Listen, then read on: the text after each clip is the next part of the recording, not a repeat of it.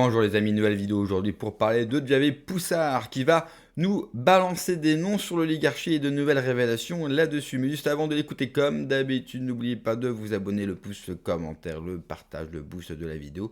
Je remercie Smart TV pour l'extrait, on l'écoute et on en parle juste après. Par exemple, aucun titre, si vous voulez, les oligarques qui sont propriétaires de la presse vivent essentiellement, ou soit ont construit leur fortune grâce à l'État, hein, la création ça ne veut pas dire que l'individu n'est pas un bon capitaine d'industrie ou un grand chef d'entreprise, mais le coup de pouce qu'il a au début, hein, sur, par exemple, le rachat de Boussac par Ferinel par Bernard Arnault, est permis par Serge Weinberg, qui à l'époque, qui est un homme des Rothschild et qui à l'époque est au cabinet de Laurent Fabius, etc., etc. Donc vous avez l'intervention de la Banque Lazare. Donc vous avez la jonction, si vous voulez, euh, de cette haute fonction publique et de l'oligarchie bancaire à la manœuvre derrière la création des oligarques, sur la création de Xavier Niel, qui d'ailleurs aujourd'hui est le gendre de Bernard Arnault.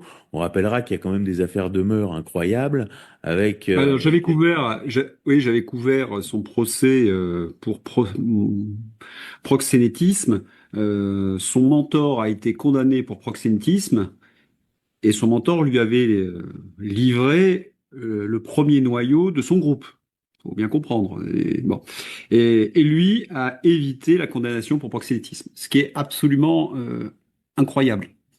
tout en D'ailleurs, ayant son... été recruté en parallèle dans des services d'interception des renseignements généraux. Donc vous avez, hein, comme dans l'affaire Epstein, vous avez cette jonction d'une certaine délinquance sexuelle et du renseignement. Vous voyez? Donc c'est comme ça qu'on fabrique ces oligarques. C'est ça qui est intéressant. Donc on a des oligarques qui contrôlent, donc qui eux vivent dans de la dépense publique et qui eux sont en fait inféodés au pouvoir politique, ces oligarques-là. Ils sont inféodés au pouvoir politique. Ils vivent et donc ils contrôlent la presse. Donc, si vous voulez, vis-à-vis, euh, par exemple, enfin, il est impossible que Rodolphe Saadé, quoi qu'il en pense par ailleurs, il est inconcevable que Rodolphe Saadé balance une bombe, comme on dit maintenant sur les réseaux sociaux, contre Macron dans un de ses titres. Ça veut dire que sinon, c'est qu'on a déjà basculé, c'est que le changement de pouvoir est déjà avancé. Si vous voulez, le processus de changement de pouvoir est déjà avancé. Vous avez ce phénomène-là. Ensuite, vous avez le phénomène, tout simplement, je dirais, bon, de la paupérisation du métier de journaliste, de sa transformation. C'est-à-dire qu'avant, hein, quand même, le journaliste, c'était des gens qui montaient à Paris et ils faisaient du journalisme et c'était quelque chose un peu d'aventurier. Aujourd'hui, c'est un truc en fait, le système des écoles de journalisme qui, en fait, forme des flics idéologiques, quoi, faut le dire très Les attachés clairement. de presse. Voilà, d'ailleurs, qui deviennent attachés de presse souvent après, parce qu'en fait, la profession ne nourrit plus son homme. Et donc, vous avez, puis c'est très uniforme, et puis ça se radicalise, parce qu'on pouvait penser que les réseaux sociaux allaient ouvrir un champ, et en fait, il y a une radicalisation. C'est-à-dire que plus le X de Musk va loin, plus les médias mainstream sont mainstream, quoi. Il n'y a pas du tout d'effet de, Non, on aurait pu de fenêtre imaginer d'Overton. voilà, on aurait pu penser qu'il y aurait une correction, qu'ils auraient essayé de suivre Mais j'y ai certains pensé groupes.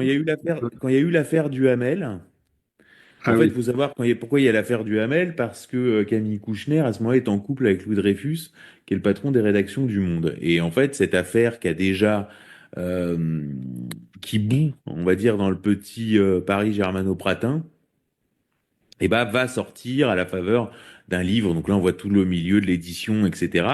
Et va y avoir une sorte de purge à l'intérieur de cette caisse. À ce moment-là, je me suis dit, tiens, ils ont compris.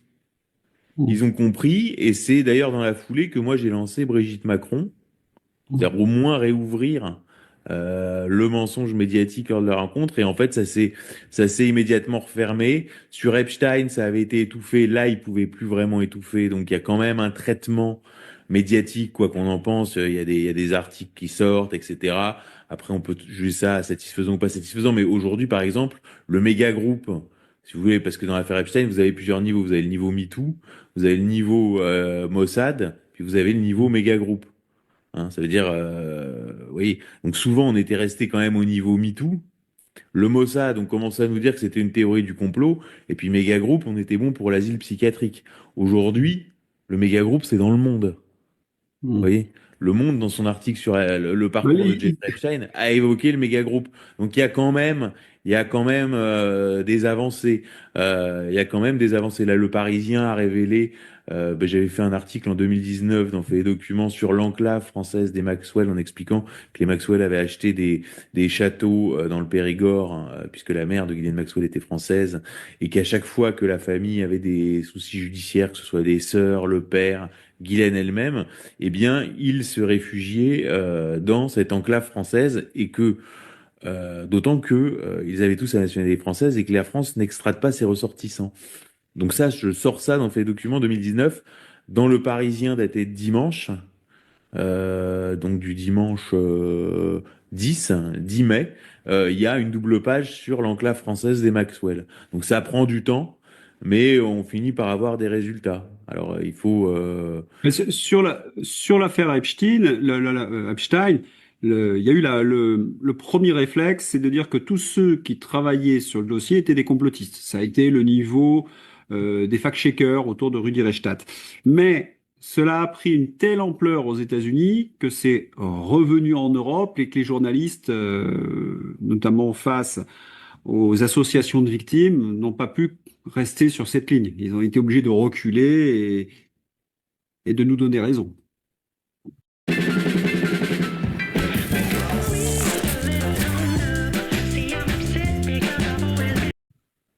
Voilà, là, l'affaire a quand même pris une dimension. De toute façon, c'est une affaire systémique, l'affaire Epstein, comme l'affaire Brigitte d'ailleurs au niveau français. Puis on découvrira sans doute que c'est la même affaire. Enfin, c'est-à-dire que c'est les mêmes réseaux.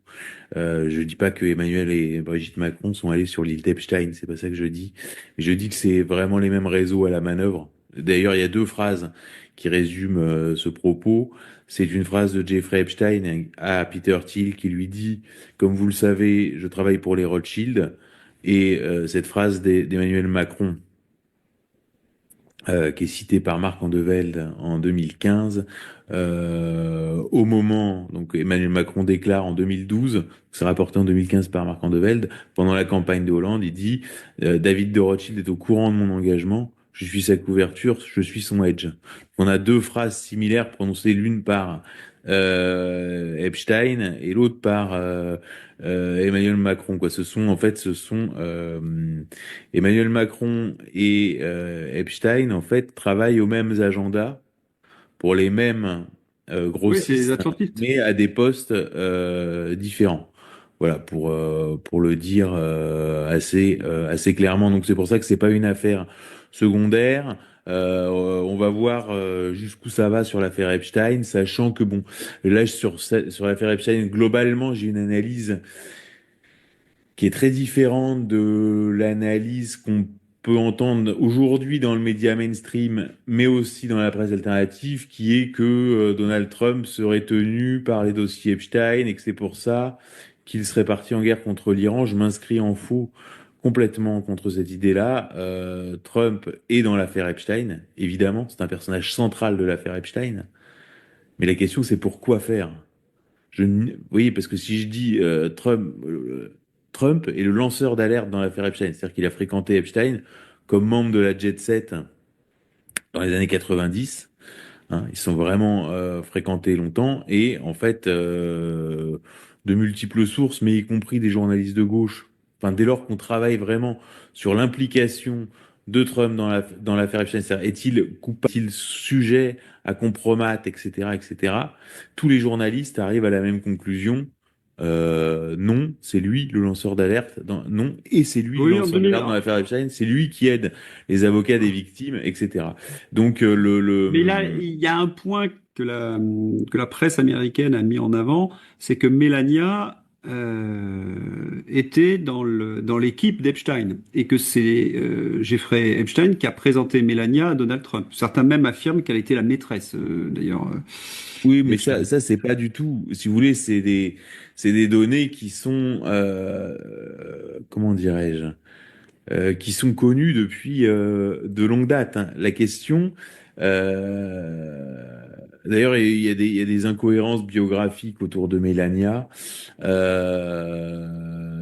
Elle figure dans le livre noir d'Epstein. Sans doute, Epstein l'a-t-il présenté, ou en tout cas a joué un rôle dans leur rencontre. C'est dingue, hein.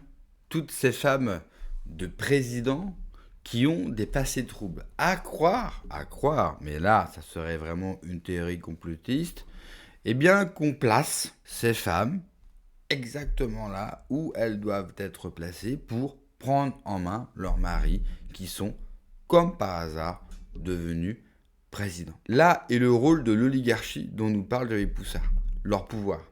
Ils se sont totalement accaparés la vie politique. Ils ont les moyens de former, placer, repérer, soutenir financièrement et mettre en place, bien sûr, leurs hommes de main comme Macron, et peut-être Trump d'ailleurs. Beaucoup ne comprennent pas sa politique, toutes ses prises de parole, il est très compliqué à suivre, et peut-être que lui aussi d'ailleurs est pris en main par des dossiers.